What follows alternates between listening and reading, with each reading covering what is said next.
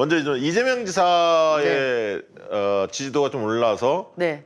이낙연 의원과의 네. 격차가 네. 오차범위 내로 좁혀졌다. 리얼미터 YTN이 그렇습니다. 발표했는데 당내에서도 뭐 좀 출렁출렁 거렸겠어요? 여론이 어땠습니까? 그 좀 깜짝 놀랐죠. 오늘 다 저기 하고요. 그런데 음. 저는요 좀 이상하다는 생각이 들었어요. 아니 저 앱도사 깔았어요. 혹시 앱도사라는 거 알아요? 요즘 텔레비전에 앱도사. 네. 앱도사. 네. 저 지난번에 그 더 라이브에 나가서 네. 그 이재명 지사한테 뭐 등고잡이? 예, 등고잡이. 자신의 위치가 높아질수록 몸가짐을 겸손히 해라.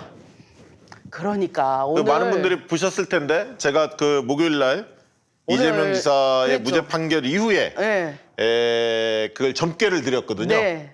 근데 이제 오늘은 이재명 지사가 한 번 웃다가 네. 한 분은 좀 울고 싶은 진짜 도산가 봐요. 그런 상황을 맞이했죠. 지지율은 올랐고요. 그거는 네. 뭐 제가 아침에 뉴스공장 가서 그 얘기는 했죠. 한 3에서 5%포인트는 오를 거다. 네. 5% 차 정도 ARS, 많이 남은 7%, 좀 이낙연 의원과 지지율은 좀 축소될 거다. 역전까지는 아니더라도 근데 이렇게 꽤 많이 얘기했는데 올랐어요. 네, 올랐습니다. 네. 올랐고 실제로 뭐 4.6%인가요? 차이까지 좁혔으니까 네. 얼추 그건 맞췄고 네. 제가 두 번째 이제 아까 등고잡이 네. 몸가짐을 겸손히 해라. 알았어요. 잘 나갈 때. 근데 오늘 이재명 지사가 이제 공교롭게 네. CBS인가요? 그 김현정 씨 네. 인터뷰 과정에서 서울시장, 부산시장 내지 마라. 재보선에 민주당 후보를 무공천해라. 주장을 하다 보니까 네. 굉장히 이게 이제 파문이 좀 커졌습니다. 아유, 컸죠. 뭐 선거하지 말라는 거고 저희 정권 내주라는 말하고 똑같은 얘기 아니겠습니까? 저는 이제 일단 그게 맞냐 틀리냐를 떠나서 일단은 네. 첫 번째는 뭐냐면 지금 재보선과 관련돼서 서울시장 재보선과 관련해서 이슈가 불거지는 것 자체가 지금은 아닙니다. 그렇죠? 국민들한테 A도 아니고 그래서 네. 이와 관련된 선거와 관련된 얘기가 나오면 가급적이면 지금은 언급을 안 하시는 게 좋습니다. 다른 얘기도 다 마찬가지다. 물론 이제 당권에 도전하는 분들은 공개적 질의가 나오니까 네. 뭐 말씀을 하실 수밖에 네. 없지만 다른 사람들은 가급적이면 지금은 때가 아니다. 저는 일단 그렇게 네, 생각하고요. 네, 네. 두 번째 그러면 이재명 지사 발표한 거 그다음에 또 정청래 의원께서도 바로 페북에 네. 이거에 대해서 이제 비판하는 아하. 내용을 냈는데 저 개인적인 생각은 있습니다. 뭐 여타 방송에서도 네. 늘 저도 얘기했던 바대로 책임지는 자세가 과연 뭘까? 정당이 책임진다는 게 뭘까? 결국 이제 당원에는 이제 결격 사유가 있을 때 우리가 뭐 도의적 책임이 있을 때 후보를 내지 말자 이런 규정이 있습니다만 과거에도 당원 당규와 달리 판단하는 경우들이 있었어요. 근데 그렇죠. 그것을 일방적으로 지도부가 판단하기,보다는 그렇죠. 당원들한테 묻고 그럼요. 당원들이 후보를 내야 한다라고 네, 네. 한다면 국민들한테 사과할 건 아유, 사과 그렇습니다. 깨끗하게 하고 네. 그다음에 선거 과정에서 국민들의 평가를 받고 그게 제대로 된 네. 어떤 시민들한테 책임지는 자세 아니냐. 그걸 네. 통해 선거를 통해 심판받는 게 온당하다. 저는 뭐 개인적으로 그렇게 생각하는데 이재명 지사가 개인적 소신을 뭐 무공천해야 한다. 이 주장이 잘 되고 잘못됐다라고 평가하고 싶지는 않아요. 다만 지금 타임에 그게 적절하지 않았고요. 첫째는. 두 번째는 설령 그런 생각 가진다 하더라도 네. 전체적인 좀 국민의 뜻과는 조금 달라요. 얼마 전에 여론조사 실시했거든요. 네. 근데 국민들도 다수가 네. 후보를 내야 한다. 내야 된다라고 얘기했죠. 의견이 좀 더 많았기 네, 네. 때문에 어쨌든 네. 개인적 소신은 있겠습니다만 불필요한 논란들이 좀 커졌다. 근데 그럼에도 불구하고 이재명 지사한테 오늘 친절을 받았어요. 뭐냐면 이제 정책적인 이슈인데 CCTV, 그러니까 수술실에 CCTV 설치 의무화하는 것들을 우리 당 의원님들께서 힘을 모아주셔라. 이렇게 하고 친절을 다 보냈어요. 그렇습니다. 예, 그런 면에서 보면 국회의원들하고 도지사가 소통하려고 하는 거 이런 것들은 좀 괜찮아요. 그러니까 어이, 그럼요. 저는 이재명 지사가 장단점이 있는 분이에요. 말을 이렇게 시원하게 해서 사이다 같은 것들을 주는 반면에 또 어떤 때는 좀 앞서가서 좀 이렇게 저희를 마음 아프게 하는 그런 면도 있고. 그렇습니다. 아니 저는 그런 거는 좋다고 봤어요. 네. 그러니까 CCTV 이런 것들에 대해서 지금 6개 그 도립 저희 병원들이죠. 네. 그 경기도 산하에 에서는 실시하고 있는데 네. 이걸 전국 단위 확산하고 또 더 나가서 네. 민간 병원도 확대했으면 좋겠다. 네. 이 의견이시잖아요. 네, 네. 그건 적극적으로 좀 검토할 필요가 네, 있고요. 네. 국민들이 워낙 좋아하는 사안이고 그래서 제가 최근에 이제 이재명 지사가 종부세 아니 그러니까 그 부동산 정책에 네, 대한 네. 발표를 말씀을 하셨죠. 네. 실거주자 중심으로 해야 그렇습니다. 한다. 예. 라는 얘기들을 하셨는데 그리고 1가구 1주택에 대해서 세금을 과도하게 매기는 건 적절하지 않다. 이런 말씀도 하셨어요. 네. 이런 등등은 저는 뭐 필요한 말씀이라고 생각했습니다. 왜냐하면 부동산 문제는 지금에서 다양한 의견들이 나오고 조금 정돈이 안 된다 하더라도 네. 각자 생각을 충분히 이야기하고 그것을 책임 있는 단위가 당정청 오늘 고위 당정청 회의를 했듯이 네. 그리고 그걸 토대로 대통령께서 큰 가닥을 네, 총리하고 면담 속에서 정해줬거든요. 아유, 잘하셨어요. 이제 그런 과정을 통해서 정리를 하면 되고 네, 네. 적어도 책임 조금 중량감 있는 정치인이라면 네. 해법이 있으면 내야 한다. 네. 특히 이제 김진표 의원 같은 경우도 골프장과 네. 관련해서 이걸 활용한다는 아이디어를 던졌고 네. 그것이 과거에도 제출이 됐지만 이것이 네. 좀 공론화되면서 의미 네. 있게 나오지 않았습니까? 네, 네. 이렇듯이 각자가 가지고 있는 해법이 있다면 적극적으로 의견 개진하는 건 저는 필요하다고 네. 봅니다. 어쨌든, 그런 면에서는 네.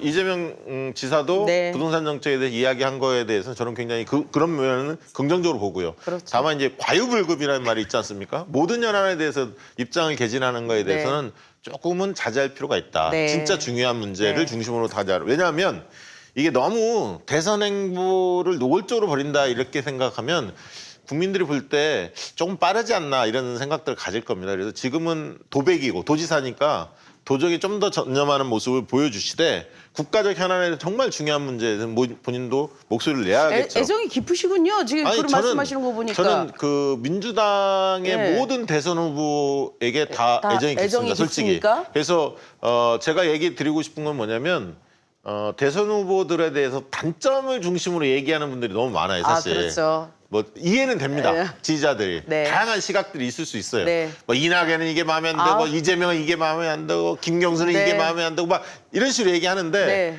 뭐 그걸 하지 말라고 얘기할 수는 없지만 가급적이면 장점들을 중심으로 이야기해 주시는 게 이분은 이게 좋고 저분은 저게 좋고 이런 것이 잘 합쳐지는 사람이 나오면 더 좋을 것 같고 진정 민주당을 사랑하시는 저는 그렇게 생각합니다. 박도사님이십니다. 그렇게 네. 생각을 하고 지금의 저는 뭐 방송에서 계속 얘기했지만 이낙연 대 이재명 이게 양강구도가 끝까지 갈 거냐 어떻게 보세요? 그렇게 안 될 것 같던데요. 예, 오늘 이제 국회에서 들었는데 박주민 의원이 당대표 출마하겠다. 당대표 아니면 대선 후보. 그렇게 안 될 거라고 방송 들어오기 전에 우리 박시영 대표가 예언을 하셨습니다. 그 얘기를 좀 들어봐야 될 것 같아요. 그 얘기는 저 유료 콘텐츠? 유료 콘텐츠고. 아이 뭐야. 예를 들면 김경수 지사 변수도 있죠. 다 알고 네. 있죠. 김경수 지사가 만약에 무죄 판결이 된다면 네. 친문표 중에 상당히 올 가능성이 있죠. 유시민 장관님은 안 나오십니까? 유시민 장관님은 저희가 그 쉽사리 예측하기 어렵습니다. 어렵습니까? 워낙 이분은 네. 선택을 어떻게 하느냐에 따라서 네. 굉장히 어마어마한 메가톤급 네. 파장을 불러일으키기 그렇죠. 때문에 유시민 장관은 지금 뭐 언급하기가 적절치는 않고요. 네. 김경수 지사 분명히 파괴력 있죠. 뿐만 아니라 저는 오늘 이제 리얼미터도 유심히 보시면 네. 임종석 전 실장을 넣었어요. 근데 3.5%인가 이렇게 나왔습니다. 꽤 많이 나왔네요. 그것도 의미가 있습니다. 네, 만약에 이낙연 지사의 지지율이 호남에서 약간 요동을 치면 네. 그게 뭐 이재명 지사한테 갈 수도 있지만 임종석 네. 실장한테 일부 갈 수도 있고요. 또 제가 생각하는 것은 50대를 상징성 있는 50대에서 후보들이 좀 더 나올 가능성이 있다. 저는 그렇게 봐요. 예측을 해보세요. 누군지. 예를 들면 저는 왜 여론조사 기관들이 예. 최강욱 열린민주당 대표는 왜 빼냐 이거지. 그 최강욱에 대한 사랑은 왜 정말. 그러냐면 심상정 대표는 넣거든요. 정의당 그래요? 대표. 네, 네. 근데 열린민주당이 지금 현실적으로 대선 후보 뛸 수 네. 있는 사람이 누구예요? 물론 최강욱 당대표가 아직 그런 의사를 표명했거나 네. 아직 초선이니까 네. 아직 경력은 짧다. 그런 건 알지만 네. 그래도 당대표면 후보군에는 늘 필요는 있다. 넣을 저는 필요 그렇게 있다. 생각합니다. 그래서 언론사들이나 리얼미터나 갤럽에서 정례조사 할 때 네. 최강욱 열린민주당 대표도 포함시킬 필요가 있고 대표님 회사에서 한번 해보세요. 임종석 실장도 당연히 포함시킬 필요가 있고 네. 그래서 이제 그런 분들이 폭넓게 돼야 예. 이 60대 후보군들도 있고 50대 후보군들도 있고 또 재선 그룹에서도 도전할 사람이 저는 나올 수 있다고 봅니다. 민주당에서. 그래요? 저는 있다고 봅니다. 근데 그런 부분들은 추후에 이야기할 시간이 있을 것 같고 그래서 이낙연, 이재명 그 두 양강 구도가 당분간은 가겠습니다만 그 두 분이 잘하면 그 중심으로 계속 갈 거고 네. 그분 두 분들한테 조금 아쉬움이 있다면 네. 제3 후보가 뜰 가능성도 네. 충분히 있다. 저는 그렇게 보고 있고요. 그래서 각자 노력을 해야 한다는 거고요. 어쨌든 이래나 저래나 우리 이낙연 후보님께서는 7개월이 아주 고된 검증의 시간이 되겠네요. 그리고 저는 사실 민주당을 살아가는 입장에서 본다면 네. 민주당 입장에서 본다면 이낙연 의원이 그 지지율이 너무 빨리 빠지는 것 왜 지금 그래요? 이 현상에 대해서는 굉장히 우려가 있습니다. 솔직히 얘기하면 왜냐하면 이 어느 정도 버텨줘야 하는데 네. 너무 빨리 빠지면 네. 당내 굉장히 혼란이 초래될 텐데 이낙연 의원의 지지 구조를 분석하면 네 가지 틀이 있는 것 같아요. 하나는 본인이 잘해서 얻은 표가 있죠. 네, 네. 예를 들면 사이다 발언이 그렇죠. 품격 있고 네. 안정감이 있죠. 네. 요거 얻은 본인의 그렇습니다. 노력으로 얻은 표고요. 네. 또 하나는 문재인 대통령의 대통령. 후광 효과 분명히 그렇습니다. 있죠. 총리로서 대통령을 잘 네. 보좌했기 때문에 얻은 친문표가 있습니다.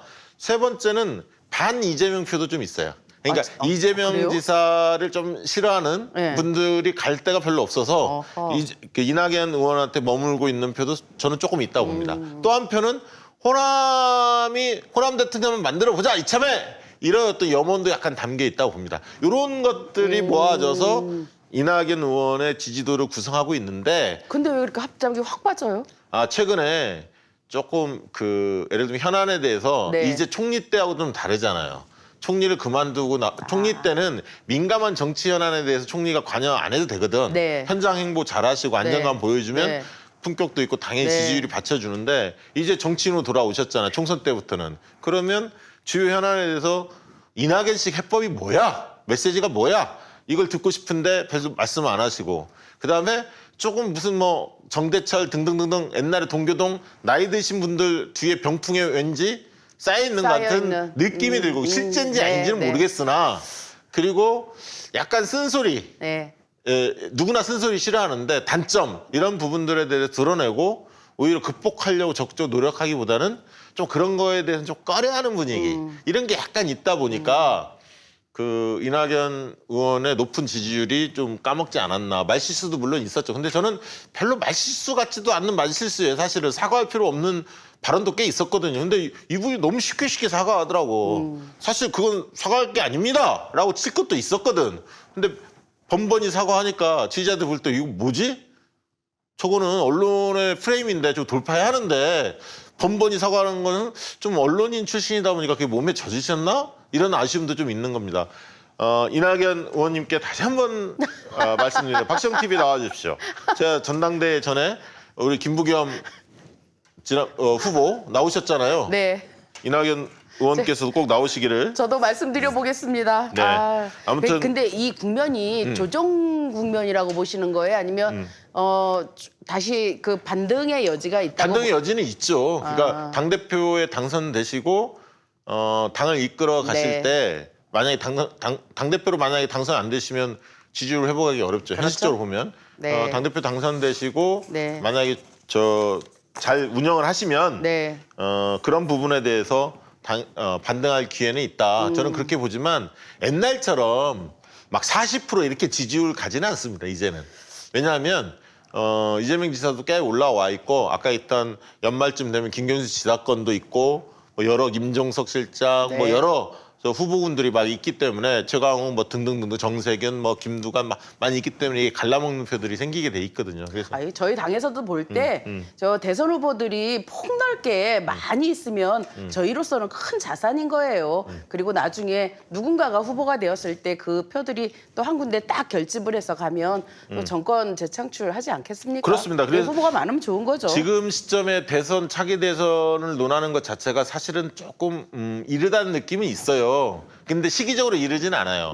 역대 사례를 보면 지금 시점쯤에서는 언론이 늘 이렇게 군부를 뗍니다. 어허. 왜냐하면 재밌거리로 계속 네. 합니다. 그래서 이게 이례적이다 이렇게 볼 수는 없는데 네네. 다만 문재인 대통령을 아끼는 분들이 볼 때는 조금 불쾌한 것도 있죠. 왜냐하면 지금 현안들이 너무 많은데 그렇습니다. 자꾸 초점이 예를 들면 부동산 정책부터 시작해서 우리가 이거를 어떻게든 잘 마무리를 지어야 하는데 여기에 관심이 집중되기보다는 자꾸 차기 대선 쪽으로 이 이야기가 나오는 것이 그닥 좋아 보이진 않지만 그거를 언론을 탓하기에는 좀 어려운 측면이 있다. 과거에도 늘 그래왔기 때문에 그런 측면은 있다는 말씀을 좀 드리고요. 원래 당헌 당규로 보면 내년 9월 9일 날 대선 후보를 선출하게 돼 있습니다. 6개월 9월 전에 9일 날, 네, 3월 그렇죠. 9일이 2022년에 3월 9일이기 때문에 6개월 전이면 9월 9일이에요. 그러면 올 연말부터 실제로 대선분이 확 일어난다고 보셔야 돼요.